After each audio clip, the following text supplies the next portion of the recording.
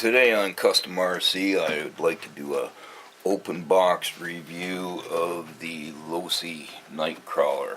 I call this an open box review because the truck was already out of the box when I bought it.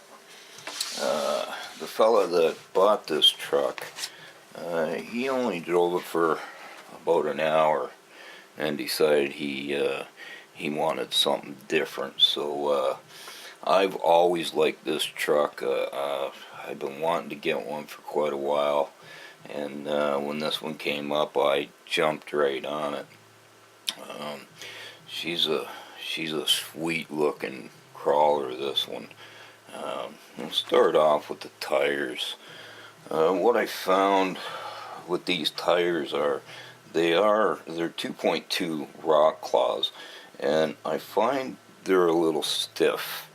I think maybe if the foams were pulled out and maybe the edges were V-grooved, maybe they'd be a little bit softer on the edges. But they do have a nice grip pattern on them. The rims are a true beadlock rim. They're a three-piece rim. They're plastic, but still they're a beadlock rim, so that's pretty cool. Let me pull the lid off here, and the first thing you notice is the big chassis, aluminum chassis on here. And if I can get it in the right light, this thing just pops with all the red on it, and got the red aluminum shocks, and the red rings, and the chassis is red. So it's a sweet looking machine. The speed control in it is LiPo compatible, which is very nice. I like something, a brushed unit that is LiPo compatible. I don't think it's waterproof, but that's no big problem. I have a video, and you can find other videos on YouTube about waterproofing your electronics, so that's no big deal. The shocks, they aren't threaded. They have a collar on here, and it's like a clamp collar, so you can adjust the shocks and then just tighten up the screw here. So they are adjustable aluminum shocks. It has a direct drive transmission, excuse me, and it is a little bit different.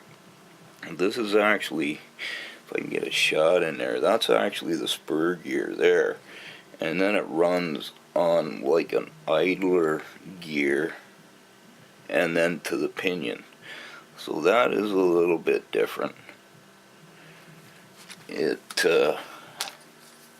has a Losi heavy duty digital servo in it, and it is a metal gear servo, so it should hold up pretty good. I don't think it's waterproof either, so it needs to be waterproof. The steering links are plastic, but they're very heavy duty. I don't think there's going to be any problem with these links at all. A lot of these plastic links, you can, push in the tires, and there's some give there. And this one here, there's not very much give, so that's pretty rigid there. It has 4-link suspension, and this is a little bit different too. I'm used to having my suspension links on the corners, and this one is in the middle, and that gives it really good articulation.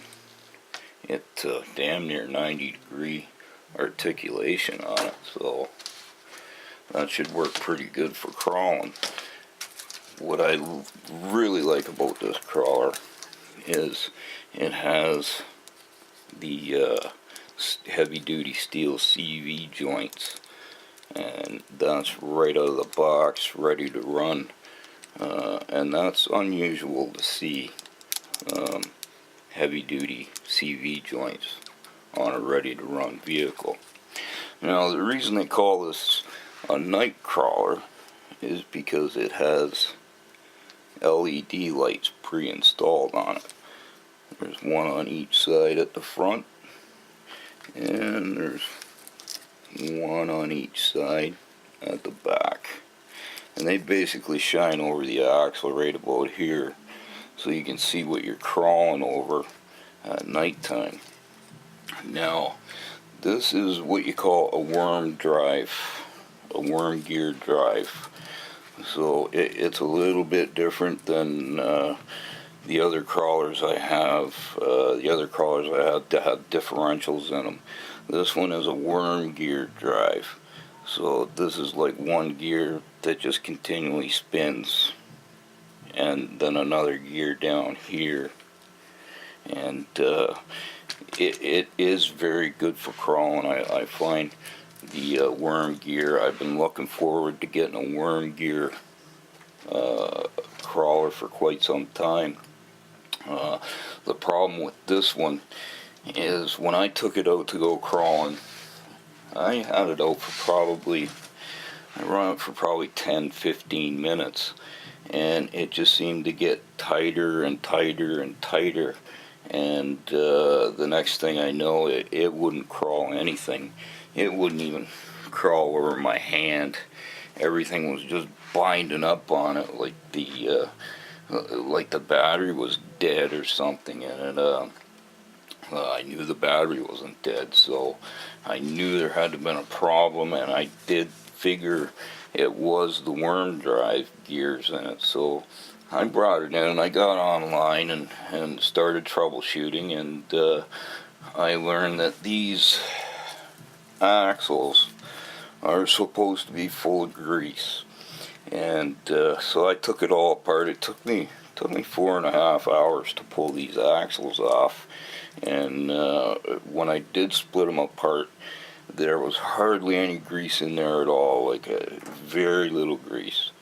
So I greased them all up and put it all back together, and it took me 4.5 hours to pull these axles off and split them apart and grease them up and get it back together. So that I wasn't too impressed about. Actually, I'm pretty damn disappointed because I find out that this is something that has to be done. They recommend either every 10 hours or every 10 battery packs. So for the amount of crawling that I do personally, I'd be ripping these axles off probably twice a month. And that's just a little too much maintenance for me. So I'm very disappointed in that, especially, because this is one truck that I've had my eye on for quite a while, and I've been wanting to get one for quite a while, and now that I have one, I don't even know if I'm going to keep it. Not very impressed about that at all, especially for a ready-to-run vehicle. You see ready to run on the box. You want to charge the battery and you want to go. You don't want to be spending 4.5-5 hours ripping it down and greasing it up so you can go ready to run. To me, is something that is ready to run out of the box. The motor is a 540 can motor, brushed motor, and it's I believe it's a 55 turn. And for me, my opinion, I think the motor is underpowered for this truck. Now that I got things greased up, it crawls very good, but it still seems to be a little underpowered. So I don't know. I had high expectations of this truck, and I was just very disappointed. Would I recommend this truck? To be honest, no, I wouldn't. I mean, for guys that know about these worm gears. Like, this is my first truck for being worm gear driven. So you know, I don't know if all worm gear drives are like that, but that's just too much maintenance for me. Now every RC needs maintenance. That's just a simple fact. But this is a little too much maintenance for my liking. So am I going to keep the truck? Well, that's hard to say. It is basically brand new. Like I said, you know, the guy only drove it for an hour. I drove it for 10-15 minutes. I did drive it after I greased up the axles, and it is crawling okay now, but it still seems to be underpowered a little bit. And I am running a 5000 NIM LiPo battery in it, so it should have all kinds of power in there. But yeah, all I can say about this is I am very disappointed. I may keep it, I may not. Recommendations, like I said, maybe for somebody that already knows, you know, but for a beginner that's just starting out, wants to buy his first crawler, I think his money would be better placed someplace else. This one is just too much maintenance for a new guy. So that is my review of the Losi crawler. And like I said, I am very disappointed in it. But well, that's the way it goes in rock and roll, I guess. So anyways, that's my review of the Losi Nightcrawler. And if you do plan on buying one, just prepare yourself. If it seems to bind up and doesn't want to crawl, that's what it is. It's those axles there. So anyway, with that, I'm gonna say take care, and I will catch you in the next video.